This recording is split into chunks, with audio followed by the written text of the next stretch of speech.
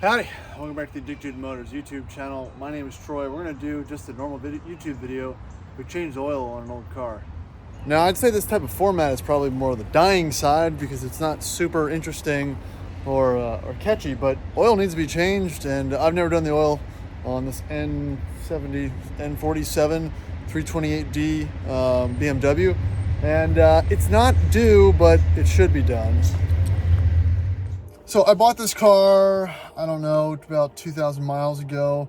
And with these BMW diesels, it has a pretty insane service interval between oil change, 15,000 miles or so. And it still says that I have 6,000 or 7,000 miles on it. I don't want to probably follow that interval because it's so high mileage. So I'm going to do an engine flush and we're going to change the oil. Again, it's going to be a little bit early, but it's going to give me a good peace of mind since I've never changed or done any maintenance to this car at all. So interesting enough, you have to double pull the hood release on the BMW.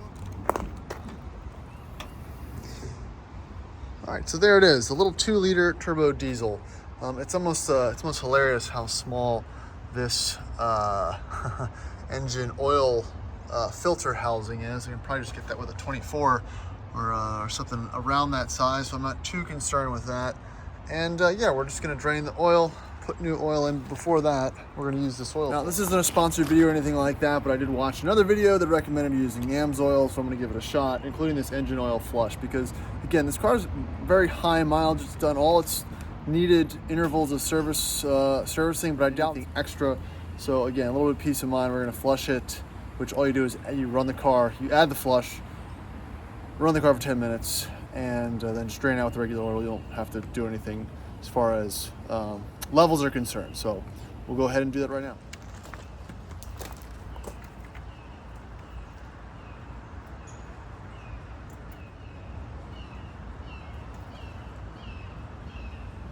Oh, come on. Open. Jesus. Now, one thing that's interesting and good, I think, about this model engine is, unlike most modern cars, look, it has a dipstick. I'll pull it out here in a second.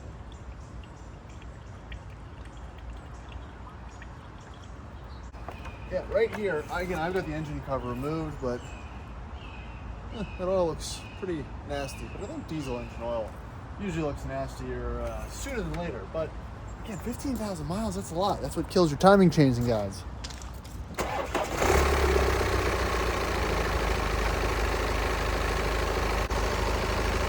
All right, so this is still warming up. You need a 17 for the drain plug underneath. I'll show you where that is in a second, and then we'll get this thing drained. All right, so now let's find this drain plug. Now that things are all nice and hot under here.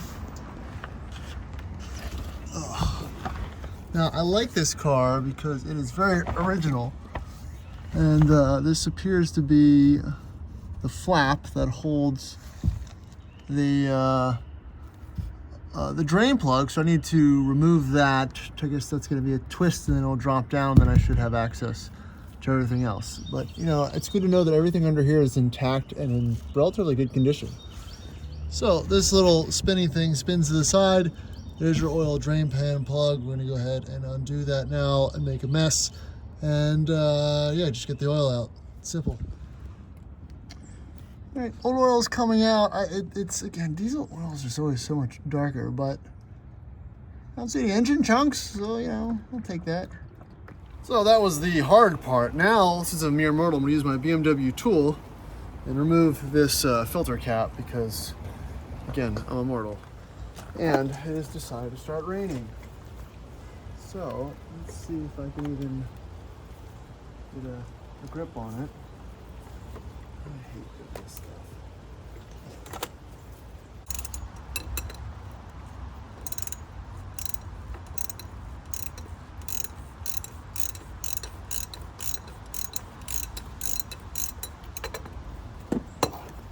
Well, that should have been easier.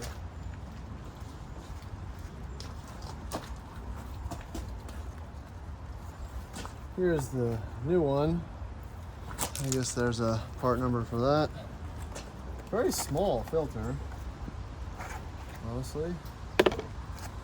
Oh, look.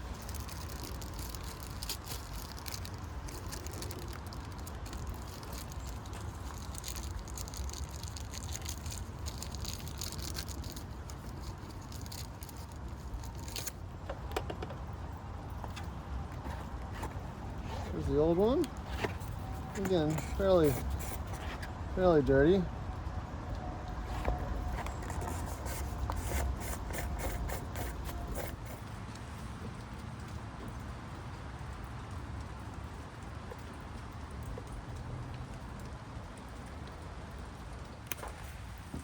The other 0.5.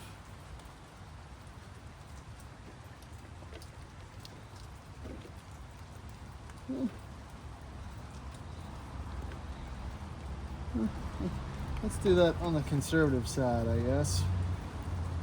And button her up. Worst thing that happen is we just have to top it up at some point, so I'm fine with that.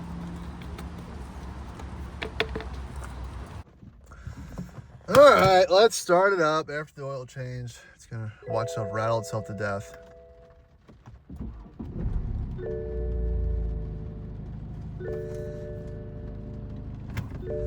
And it seems like it's fine. Now, I'm not gonna be able to get an accurate. So, it sounds good, it sounds normal, nothing seems out of place. These are pretty loud little engines, and I kind of like that. I like a little bit of diesel clatter, I'll be honest with you. Seems a little bit different, but it's a little quieter than before. I think the majority of the sound comes from this intake box. And it just might need to be, you know, nailed down a little harder. Let's check here on my favorite little air filter. Yeah, everything seems to be positive thing. So there is electronic oil measuring to ensure you're at the right level. It has to wait to a certain temp. I'm not there yet. It is showing okay, but I don't know if that needs to be reset.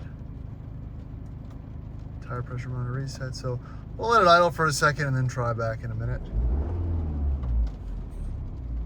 It also measures your, I guess, how level you are, and I don't think I'm as level as I need to be. All right, so it still doesn't, oh, I'm in drive. All right, I'm in park. Vehicle status. Engine oil level. Measure engine oil level. Start measurement. I've never had a car that wanted to do this while the car was running, but this one apparently wants to do it. Interesting. It's gonna take forever. I will stop the video here. All right, a few hours later, we are there. Survey says engine oil is okay. I nailed it. Exactly 5.5 quarts. So yeah, all done. Now I just have to figure out how to reset all the values to reflect the recent change, and I'll be good to go. I mean, again, that was the other one, and that's what it said it was due, 161,000 miles. So that was already taking into consideration the closer intervals, unlike the computer, which is like 6,000 miles left.